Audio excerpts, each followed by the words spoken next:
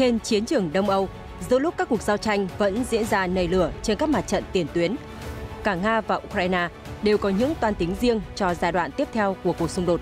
Mới đây, một nhà phân tích quân sự người Anh nhận định rằng mùa chiến đấu sắp tới có thể sẽ là chương cuối cùng trong cuộc chiến Nga-Ukraine.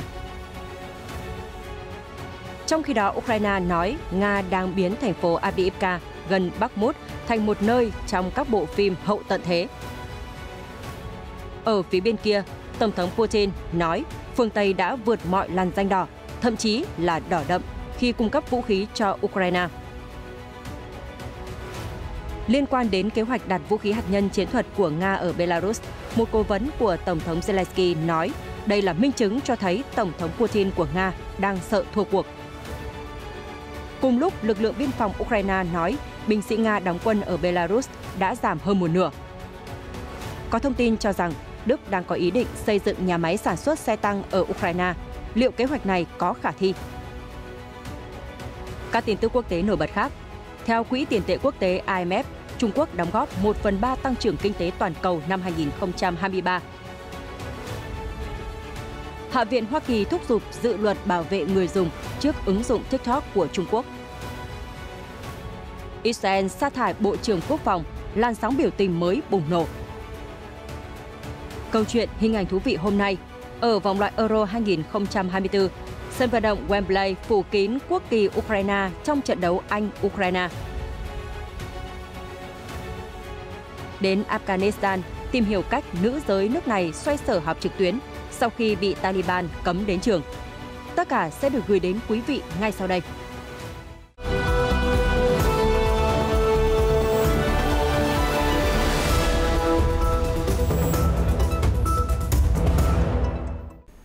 Quý vị đang theo dõi chương trình Thế giới hôm nay. Tiếp tục những diễn biến về xung đột Đông Âu, mới đây nhà phân tích quân sự người Anh, ông Steinberg đã đưa ra những nhận xét về tình hình tấn công giữa Nga và Ukraine ở tiền tuyến hiện nay. Trong bài viết của mình được đăng tải trên Sky News, ông Bell đã nói rằng mùa chiến đấu ở giai đoạn sắp tới có thể là chương cuối cùng trong cuộc chiến giữa Nga và Ukraine. Theo ông Bell, lường trước được sự hỗ trợ của phương Tây đối với cuộc tấn công mùa xuân của Ukraine, Nga đã dành vài tuần qua tung ra hết đợt tấn công này đến đợt tấn công khác nhằm vào chiến tuyến của lực lượng Kiev. Nhưng tiến độ đã bị hạn chế và bất chấp nhiều tháng giao tranh ác liệt, các thành phố như Bakhmut vẫn chưa thất thủ. Hiện tại, Nga dường như đã tiến gần đến đỉnh điểm và nhịp độ của các cuộc tấn công đã giảm hơn 80%. Nhóm Wagner vẫn đang tiến rất chậm ở phía bắc Bakhmut. Cùng lúc đó, quân đội Nga đang phải vật lộn để thay thế những tổn thất và đang thiếu đạn dược cũng như chiến lược. Các báo cáo gần đây cũng cho rằng lực lượng Nga đang triển khai lại quân đội. Nếu đúng như vậy, Nga đang nhận ra rằng giờ đây họ phải chuyển từ tấn công sang phòng thủ để chuẩn bị cho cuộc phản công dự kiến của Ukraine. Ukraine cũng đã phải chịu thương vong lớn. Tuy nhiên, nếu Ukraine muốn giải phóng lãnh thổ của mình, nước này cần phải tung ra các cuộc tấn công nhanh chóng và quyết đoán để khai thác sự kiệt quệ của quân đội Nga. Bất kỳ cuộc tấn công nào, ngay cả khi thành công, quân đội cuối cùng cũng sẽ cạn sức. Và chắc chắn sẽ là cạn sức trước khi giải phóng toàn bộ Ukraine. Tuy nhiên, sự hỗ trợ quân sự của phương Tây vẫn đang rất mong manh. Ngày càng có nhiều dấu hiệu cho thấy việc cung cấp các vũ khí hiện đại đang bị hạn chế hay tệ nhất là sắp kết thúc. Phương Tây cũng không muốn mở rộng cuộc chiến mà hầu hết đều tin rằng Ukraine không thể thắng và Nga không thể thua. Theo ông Bell, cả hai bên có thể sẽ kết thúc một năm trong kiệt sức, có thể chiến tuyến sẽ thay đổi nhưng sẽ rơi vào thế bế tắc và không bên nào có đủ nguồn lực, nhân lực hoặc vật chất để thực hiện bước đi quyết định. Ở giai đoạn đó, phương Tây sẽ phải đối mặt với hai sự lựa chọn, tiếp tục ủng hộ cuộc xung đột kéo dài với nguồn lực đang cạn kiệt. Điều này có nguy cơ giúp cho chiến lược lâu dài của Nga hoặc gây áp lực cả hai bên để đảm bảo chấm dứt đổ máu và tập trung vào việc tái thiết Ukraine. Nhưng rủi ro không thể cao hơn nữa đối với Ukraine. Đó là giai đoạn này có thể là những bước đầu trong chương cuối cùng của cuộc xung đột. Đại diện chính quyền quân sự thành phố Avdiivka ở Ukraine, ông Vitaly Barabas hôm 26 tháng 3 cho biết, Nga đang biến Avdiivka thành một địa điểm xuất hiện trong các bộ phim hậu tận thế khi tiếp tục tăng cường pháo kích và buộc thành phố tiền tuyến này gần như phải phong tỏa hoàn toàn. Theo các quan chức, khoảng 2.000 thường dân bị bỏ lại ở Avdiivka, một thành phố thuộc vùng Donetsk cách Bakhmut khoảng 90 km về phía tây nam.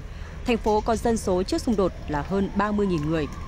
Ông Barabas cho biết, Tôi rất buồn khi phải nói điều này, nhưng Avdiivka ngày càng trở nên giống một địa điểm trong các bộ phim hậu tận thế. Ông nói thêm, chúng tôi đã bắt đầu sơ tán các công nhân sửa chữa điện nước vẫn còn lại ở trong thành phố. Hệ thống thu sóng di động trong thành phố cũng sẽ sớm bị tắt, bởi vì có những người đang cung cấp thông tin cho quân Nga trong thành phố. Với việc lực lượng Nga đang dần dần giành được thắng lợi ở hai bên sườn của Avdiivka, quân đội Ukraine tuần trước đã cảnh báo rằng thành phố này có thể trở thành một Bakhmut thứ hai. Vào hôm 26 tháng 3, Nga đã pháo kích nhắm vào hai tòa nhà cao tầng ở Avdiivka, chỉ cách vùng ngoại ô phía bắc của thành phố Donetsk 10 km, nơi nằm dưới sự kiểm soát của Moscow từ năm 2014. Theo quân đội Ukraine, một người đã bị thương trong các cuộc không kích vào Avdiivka hôm 25 tháng 3. Nga đã phủ nhận việc nhắm mục tiêu vào dân thường trong cuộc chiến kéo dài 13 tháng. Cuộc chiến không có hồi kết này đã chứng kiến hàng nghìn người thiệt mạng, hàng triệu người phải di rời và hàng chục thành phố của Ukraine gần như hoặc bị xóa sổ một phần. Cùng ngày, người phát ngôn của Hội đồng An ninh Quốc gia Nhà Trắng, ông John Kirby đã nói với kênh CBC rằng việc Trung Quốc và Nga có là đồng minh thực sự hay không còn cần phải xem xét. Bình luận của ông được đưa ra vài ngày sau khi Chủ tịch Trung Quốc ông Tập Cận Bình gặp Tổng thống Nga Vladimir Putin lần đầu tiên kể từ khi cuộc chiến ở Ukraine bắt đầu. Ông Kirby nói, rõ ràng là Chủ tịch Tập Cận Bình đã đặt ra những giới hạn trong việc chứng minh sự ủng hộ của ông ấy dành cho ông Putin. Nga và Trung Quốc đều mang mục đích chung là muốn đẩy lùi vai trò lãnh đạo của Mỹ trên toàn thế giới, vai trò lãnh đạo của phương Tây và vai trò lãnh đạo của NATO. Ông nói thêm, vì vậy cả hai đang tận dụng nguồn lực lẫn nhau để gây ảnh hưởng đến vai trò lãnh đạo của Mỹ trên khắp thế giới. Nhưng điều đó vẫn còn phải chờ xem liên minh này sẽ gắn kết được bao lâu. Đây là hai quốc gia muốn thách thức trật tự quốc tế dựa trên luật lệ. Trung Quốc thực sự có các nguồn lực và khả năng để thực hiện điều này. Tổng thống Putin đã thấy điều đó, và đó là lý do tại sao ông ấy đang ngày càng trở nên thân thiết với Chủ tịch Tập Cận Bình. Cả Nga và Trung Quốc đều đã nhiều lần khẳng định quan hệ cả hai là quan hệ song phương bình đẳng, hợp tác cùng có lợi. Trong khi đó, Tổng thống Nga Vladimir Putin trong một cuộc phỏng vấn trên sóng truyền hình quốc gia đã bác bỏ thông tin cho rằng Nga, Trung Quốc sẽ thành lập một liên minh quân sự, đồng thời khẳng định rằng phương Tây đã vượt qua mọi làn ranh đỏ, thậm chí là đỏ đậm khi cung cấp vũ khí cho Ukraine. Nhà lãnh đạo nói đó là những gì họ đang làm. Họ đã làm ngay từ đầu năm 2014.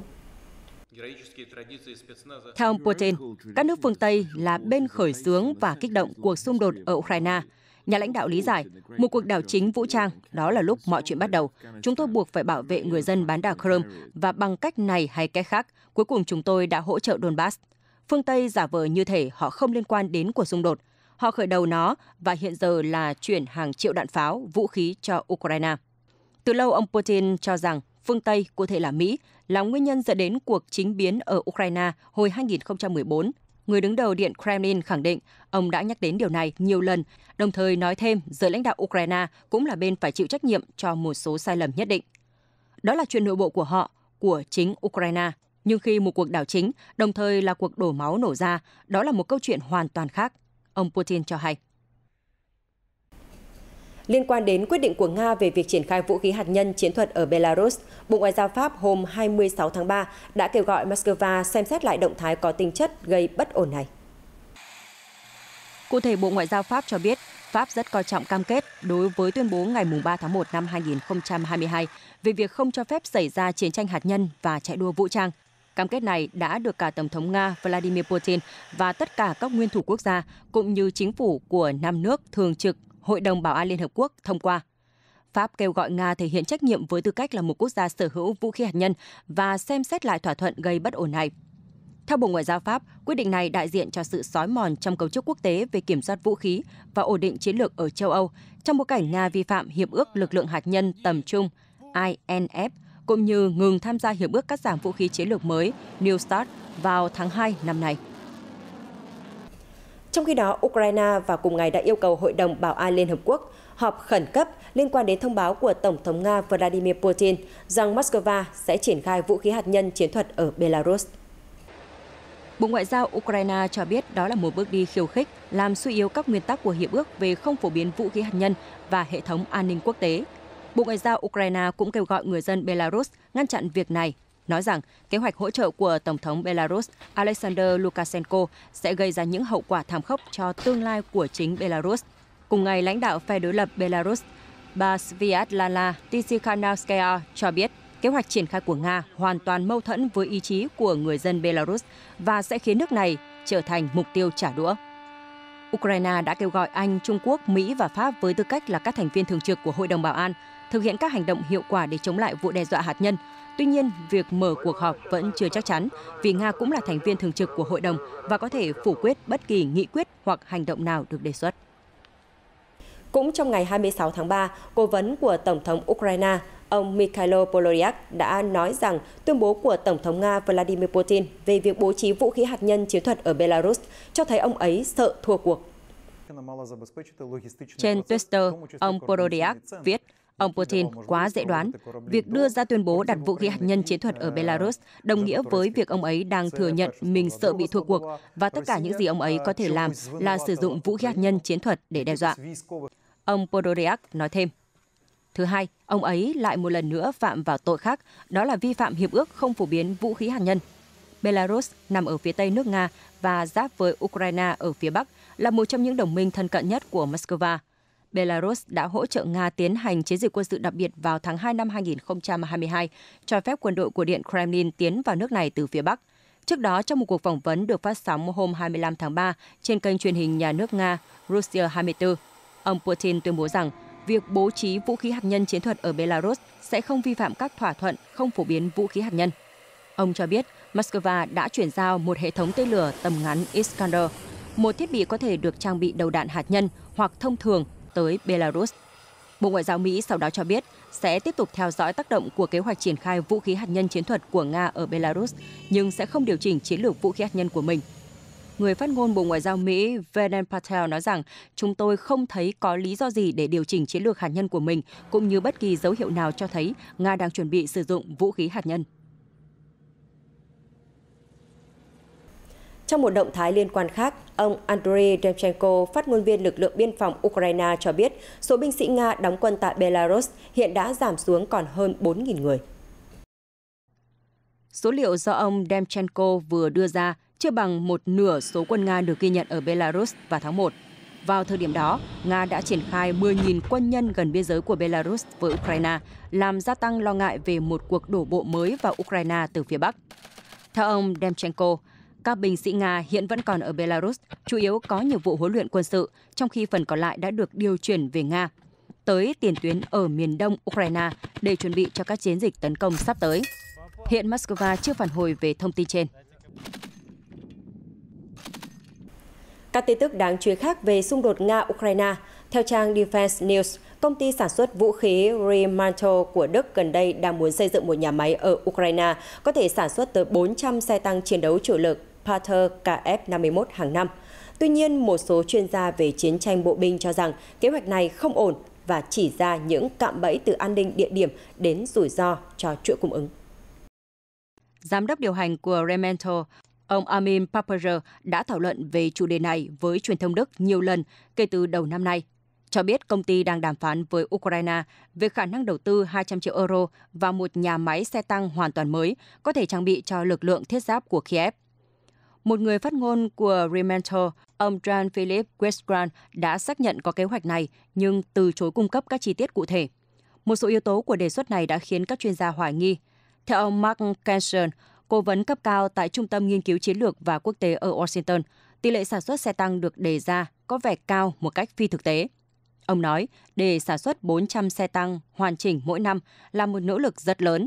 Mỹ hiện sản xuất khoảng 100 chiếc mỗi năm. Ngược lại, quân đội Ukraine có tổng cộng khoảng 800 xe trước khi xung đột nổ ra.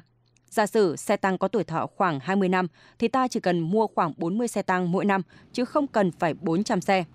Ông Cancer nói thêm rằng, dùng 200 triệu euro để đầu tư là quá thấp. Trong khi đó, bà Marta Kipp, một nhà phân tích quốc phòng cấp cao tại tập đoàn RAND, cho biết việc chế tạo trước các bộ phận ở Đức và thực hiện công đoạn lắp ráp và kiểm định cuối cùng ở Ukraine sẽ mang đến rủi ro liên quan đến việc vận chuyển hàng hóa nhạy cảm đến vùng chiến sự. Ngược lại, việc chế tạo hoàn toàn chiếc xe ở Ukraine có thể giảm bớt những khó khăn này và về lâu dài cũng có thể mang lại lợi ích cho các nước châu Âu khác. Bà lưu ý, việc sản xuất Panther ở Ukraine có nghĩa là Đức cùng với các quốc gia châu Âu khác sẽ không phải bàn giao các thiết bị chủ chốt trong kho của họ cho Ukraine, do đó duy trì khả năng phòng thủ và răn đe của chính họ, đồng thời hỗ trợ nước này. Nhìn chung, việc sản xuất Panther ở Ukraine có thể sẽ cần sự chấp thuận của chính phủ Đức, nhưng đây sẽ là bước đi mang lại rủi ro chính trị cho Berlin. Thưa quý vị, Tổng thống Serbia Aleksandar Vučić mới đây cho rằng Ukraine có thể sẽ bắt đầu đàm phán gia nhập Liên minh châu Âu EU vào mùa hè này. Theo nhà lãnh đạo, Ukraine sẽ trở thành một trong những nước EU chịu ảnh hưởng trực tiếp của Mỹ. Phát biểu trên đài truyền hình RTV Pink địa phương, ông Vučić nói, Ukraine sẽ khó giành được một chiến thắng về mặt quân sự. Điều đó là gần như không thể. Theo nhà lãnh đạo, các quyết định sẽ được đưa ra tại Bruxelles và Kiev vào khoảng tháng 6 này về việc đàm phán và gia nhập EU của Ukraine. Ukraine đã nộp đơn gia nhập Liên minh châu Âu ngay sau khi Nga phát động chiến dịch quân sự đặc biệt ở nước này vào cuối tháng 2 năm ngoái và được trao tư cách ứng cử viên chính thức 4 tháng sau đó. Theo Tổng thống Vučić, việc Ukraine trở thành thành viên của EU sẽ có lợi cho Mỹ, quốc gia đang tìm cách tạo ra một khối mới bên trong châu Âu.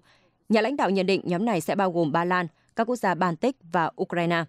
Nếu có thêm Romania, đây sẽ là nhóm mạnh nhất ở châu Âu và chịu ảnh hưởng trực tiếp của Mỹ, ông Vučić nhận định. Trong bối cảnh châu Âu sắp được vẽ lại, Tổng thống Serbia nói rằng nước này sẽ phải thận trọng và củng cố quan hệ ngoại giao với các nước có cùng chí hướng khác. Nhà lãnh đạo lưu ý rằng Serbia đang có mối quan hệ ngày càng chặt chẽ với Hungary. Thủ tướng Hungary Viktor Orbán luôn là nhân vật gây chú ý truyền thông trong thời gian qua khi nhiều lần chỉ trích các đồng minh phương Tây của mình trang bị vũ khí cho Ukraine. Nam diễn viên Orlando Bloom, đại sứ thiện chí của Quỹ Nhi đồng Liên Hợp Quốc UNICEF, được biết đến qua các vai diễn trong các bộ phim Cướp biển vùng Caribe hay Chúa tể của những chiếc nhẫn, đã có cuộc gặp trực tiếp Tổng thống Ukraine Volodymyr Zelensky tại Kiev hôm 26 tháng 3. Nam diễn viên người Anh 46 tuổi đã dành cho nhà lãnh đạo Ukraine những lời khen ngợi. Anh vươn tay qua bàn, chạm vào ngực của ông Zelensky và nói rằng ông có một trái tim nồng ấm. Trong bài phát biểu hàng đêm được phát sau đó, Tổng thống Zelensky đã nói về cuộc gặp với đại sứ UNICEF rằng chúng tôi đã thảo luận về việc xây dựng lại đất nước, cơ sở hạ tầng trường học. Đại sứ Orlando Bloom hiểu rõ cuộc xung đột đang diễn ra hiện nay đã mang lại sự tàn phá như thế nào đối với Ukraine và thế giới đã nỗ lực ra sao để ngăn chặn thảm họa này và tái thiết Ukraine sau chiến tranh. Tôi rất biết ơn những sự giúp đỡ này. Đây là chuyến đi đầu tiên đến Ukraine của Orlando Bloom kể từ năm 2016. Cũng trong khuôn khổ chuyến thăm, nam diễn viên còn đến một trung tâm dành cho trẻ em trong thành phố. Kể từ khi xung đột nổ ra, UNICEF đã thiết lập các trung tâm được gọi là Spino trên khắp Ukraine để nhằm hỗ trợ trẻ em và gia đình các em, với ít nhất nửa triệu người được giúp đỡ thông qua dự án này. Theo Văn phòng Tổng công tố Ukraine, tính đến ngày 26 tháng 3, ít nhất 465 trẻ em đã thiệt mạng trong cuộc xung đột kéo dài suốt 13 tháng qua ở nước này. Chuyển sang các thông tin nổi bật khác trên thế giới, Giám đốc điều hành Quỹ tiền tệ quốc tế IMF, bà Kristalina Georgieva mới đây cho biết rằng Trung Quốc sẽ chiếm khoảng 1/3 tăng trưởng toàn cầu vào năm 2023 nhờ vào sự phục hồi kinh tế.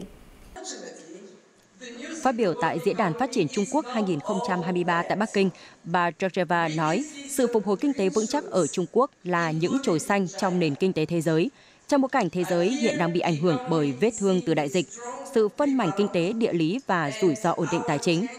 Bà Georgieva nói thêm, may mắn thay, tình hình về nền kinh tế thế giới không hoàn toàn xấu. Chúng ta có thể thấy một số chồi xanh trong nền kinh tế hiện nay, bao gồm cả Trung Quốc. Tại đây, nền kinh tế đang phục hồi mạnh mẽ. Vào tháng 1, chúng tôi cũng đã đưa ra dự báo mức tăng trưởng GDP sẽ là 5,2% trong năm nay, tăng 2 điểm phần trăm so với tỷ lệ năm 2022. Thúc đẩy tăng trưởng là nhờ vào sự phục hồi của tiêu dùng tư nhân khi nền kinh tế mở cửa trở lại và hoạt động bình thường hóa.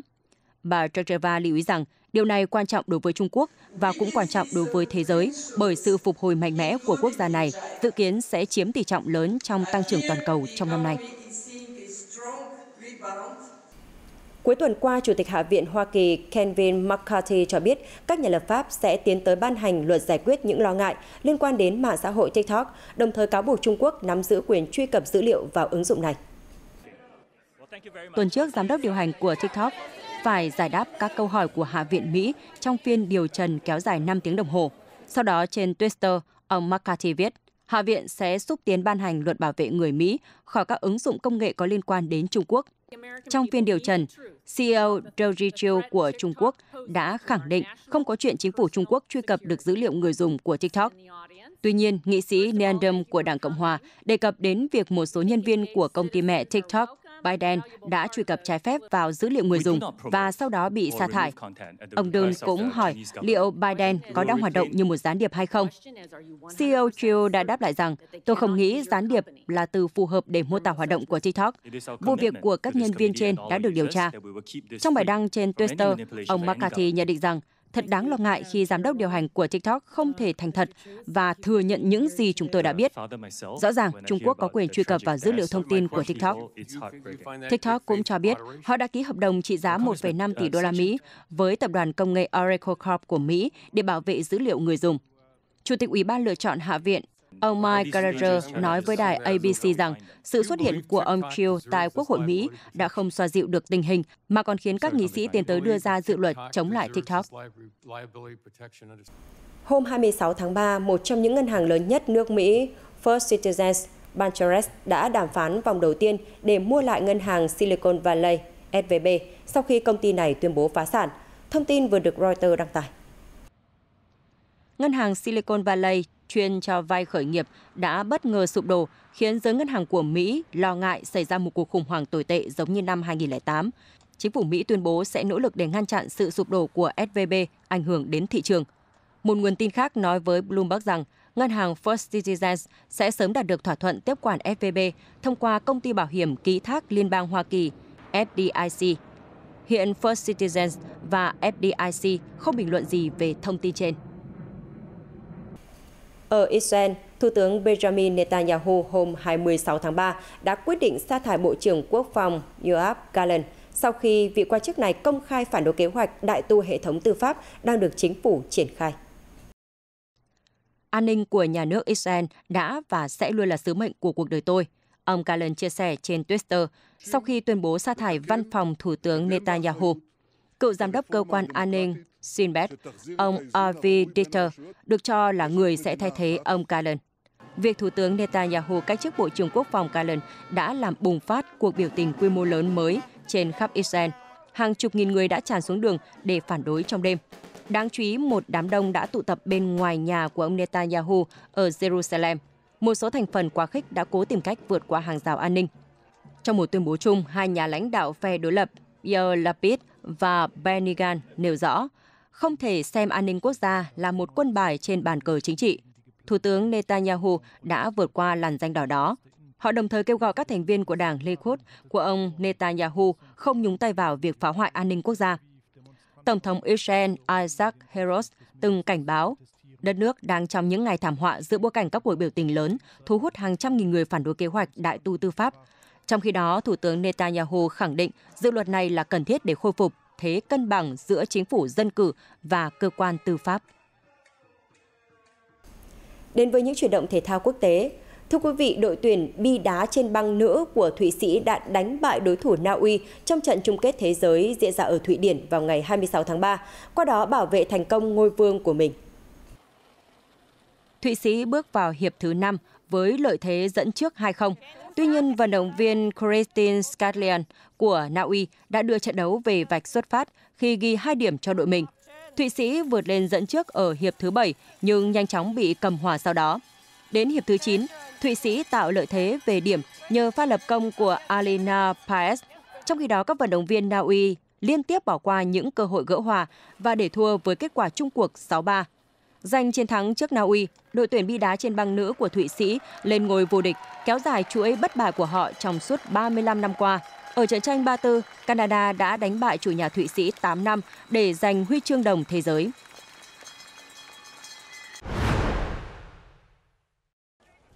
Hôm 26 tháng 3, đội tuyển bóng đá Nam Nga đã giành chiến thắng 2-0 trước Iraq tại sân vận động ở thành phố Saint Petersburg. Đây là trận đấu đầu tiên của các cầu thủ Nga trên sân nhà kể từ tháng 11 năm 2021. Trước đó, các cầu thủ nam của Nga có 4 trận giao hữu, tất cả đều trên sân khách. Trong đó, Nga thắng Kyrgyzstan 2-1 vào tháng 9 năm ngoái và sau đó để hòa Tajikistan, Uzbekistan và Iran. Bóng đá và những môn thể thao khác của Nga lẫn đồng minh Belarus đã bị cấm cửa khỏi các giải đấu quốc tế sau khi Nga phát động chiến dịch quân sự đặc biệt ở Ukraine. Hiện nay, một số liên đoàn thể thao quốc tế đang dần nới lỏng lệnh cấm vận động viên Nga và Belarus để họ trở lại thi đấu. Nổi bật đầu năm nay, Ủy ban Olympic quốc tế IOC đã công khai ý định cho phép các vận động viên hai nước này tham gia Thế vận hội Paris 2024. Tuy nhiên, động thái này vấp phải làn sóng phản đối mạnh mẽ từ Ukraine và các quốc gia đồng minh phương Tây. Trong khi đó, đội tuyển Ukraine vào cùng ngày đã có trận làm khách trên sân vận động Wembley, thủ đô London, Vương quốc Anh, thuộc khuôn khổ vòng loại Euro 2024.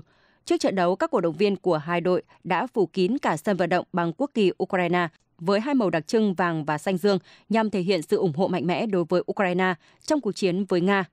Về diễn biến trận đấu chênh lệch về sức mạnh, thầy trò huấn luyện viên Ruslan Rotan không thể tạo ra bất ngờ trước Tam Sư. Thắng dễ 2-0 trước Ukraine nhờ vào pha lập công của Harry Kane và Bukayo Saka, đội tuyển Anh toàn thắng sau 2 lượt trận, giữ vững vị trí đầu bảng C với 6 điểm. Vương quốc Anh sắp tới sẽ đến Malta.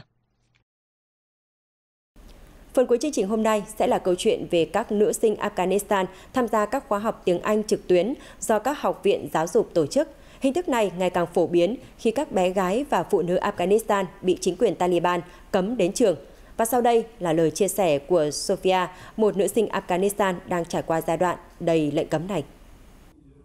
Taliban đã đóng cửa trường học dành cho nữ sinh, không cho phép họ tiếp cận với giáo dục đại học và làm việc tại các tổ chức phi chính phủ. Bị cấm, các nữ sinh Afghanistan đã tiếp cận việc học thông qua hình thức online. Cô Sophia, 22 tuổi, là một trong số đó. Sophia đã tham gia vào khóa học trực tuyến của Học viện Rumi. Nhà trường cho biết số lượng nữ sinh đăng ký học trực tuyến đã tăng từ 50 lên đến hơn 500 sau khi Taliban lên nắm quyền vào năm 2021. Nhưng không nhiều người may mắn như Sophia. Học viện Rumi cho biết họ đã phải từ chối nhận hàng trăm học viên khi 97% dân số Afghanistan sống dưới mức nghèo khổ. Do đó, không có nhiều người đủ khả năng mua máy tính, gọi Internet và đáp ứng các yêu cầu khác của một lớp học trực tuyến. Nhà trường cũng không thể mở rộng hệ thống giảng dạy vì không đủ kinh phí cho giảng viên và cơ sở vật chất để dạy học trực tuyến. Hiện Taliban không ra lệnh cấm Internet, họ cũng cho phép các cô gái được học tại nhà. Tuy nhiên, chất lượng đường truyền Internet ở Afghanistan vẫn còn hạn chế. Mối quan tâm chính của chúng tôi là điện và kết nối Internet. Nếu một ngày nguồn điện bị ngắt hoàn toàn ở Afghanistan, điều đó sẽ là vấn đề nghiêm trọng đối với chúng tôi. Bất chấp những thách thức, cô Sophia cho biết phụ nữ Afghanistan đã trở nên kiên cường trước các vấn đề sau nhiều năm đất nước xảy ra nội chiến. Họ đã sẵn sàng đối phó với mọi khó khăn, bất kể tình hình có tồi tệ đến đâu. Thông tin vừa rồi đã khép lại chương trình Thế giới hôm nay của chúng tôi. Cảm ơn sự quan tâm theo dõi của quý vị. Xin kính chào và hẹn gặp lại.